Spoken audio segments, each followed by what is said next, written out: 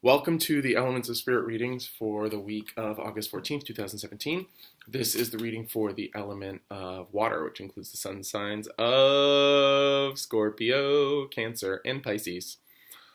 If you haven't watched your ether readings, go back and check that one out now. And when you come back here, you'll have your Elements of Spirit. The ether affirmation: I am freshly arrived. I am here now. I offer my heart to the greater good. Life is a journey of learning. I travel in peace. So like road trip manifesto. Shitstorm manifesto. I am freshly arrived. I am here now. I offer my heart to the greater good. Life is a journey of learning. I travel in peace. How to keep those summer vibes through the chaos that travels freshly every day.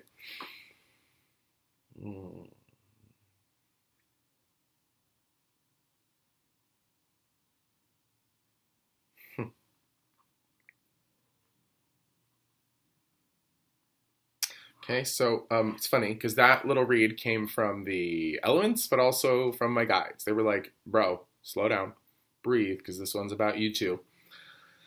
I can't get into it. It feels like we've been, as watery babies, like we've been doing a good job. Like we've been trying to allow that fire which is the opposite of our element, so it can be kind of uncomfortable, to change, to transform, to release inherent true self, so that we can be committed to the expression of that true self in the world through good works, good acts, good deeds, good words, all of that. And the idea is that the Aquarius eclipse was also interesting because in a way we've dealt with the, not in a way, I mean, we've now been dealing with a lot of fire, with the big water, and with big air. So the Earth is coming up next. We're starting to feel some, not really yet, but Earth is coming up next in the form of Virgo. And so right now we're actually cushioned by not a lot of water. I think there's some watery stuff going on up there, but the way that this is coming through for us is that these fiery events and these airy events are actually causing us to release a lot of excess emotional crapola that we don't need, that doesn't need to be there, that's only going to slow us down and make us stagnant and not make us burn really bright, and not make us light, right? And so the thing here is saying, I can't get into it. Now that I've done my processing, I saw this image of water kind of spiraling down the drain and then leaking out of the side of my root chakra. And I asked the guides, I was like, is this for me or is this for everyone? And they said, no, this is what's happening for all of you right now, but process it for yourself also. And so the idea is that we've been using the air, there's the Earth. I thought it was Virgo, but it's actually the root. We've been using the air and the fire, air of the lunar eclipse and the fire of this solar season to process these watery feelings, these watery emotions, watery stagnation, filter through, and basically clear all of the past stuff, because a new moon sets a good new pattern. New eclipse, solar eclipse sets a beautiful new pattern. Lunar eclipse ends an old pattern. Solar eclipse sets a new pattern. So we get a lot of coming up to speed, which we can hear sort of in the affirmation for the ether too. I'm freshly arrived. I'm here now that I've been through all this other stuff. I offer my heart to the greater world, greater good, thanks to Leo season and Aquarian eclipse. Life is a journey of learning. I travel in peace. That's really the elements of spirit moment at the end of it. Life is a journey of learning. I travel in peace, right? Life is not a journey of conflict. Life is not a journey of war. Even if there are wars, even if there are conflicts, bigger picture, life is a journey of learning. What did we learn from that war? What do we learn from ourselves? What do we learn about ourselves as humans? Do we like our ideals, right? Are we reflecting on the conflicts, or are we just meeting them with bigger guns?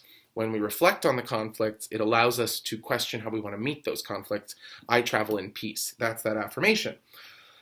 But the thing that's interesting about this is it feels like we've done all of this good work to clear, to flush, to show up, to stand up, to step up, to be prepared, to be ready, to be at our best. And yet what the element of water is showing us this week is that we're struggling to feel like we've landed, struggling to feel like we've arrived, struggling to feel like we've actually made that deeper commitment, struggling to feel as though we're making good on that deeper commitment, and struggling, because the root chakra is so connected with earth, to manifest the products that are a sign of that cleansing, of this moment of where we are, of what it is that we've released, and who it is that we understand ourselves to be now. Who am I? What am I doing here? What the fuck's the point? The idea is there was a lot of stuff getting in the way, a lot of feelings getting in the way of being able to ask those questions and answer those questions clearly. We've gotten rid of them now. We have more of that inner sense of awareness, but there is this waiting for something to manifest, for some kind of product to kind of come out of this. That's what it's saying with I can't get into it.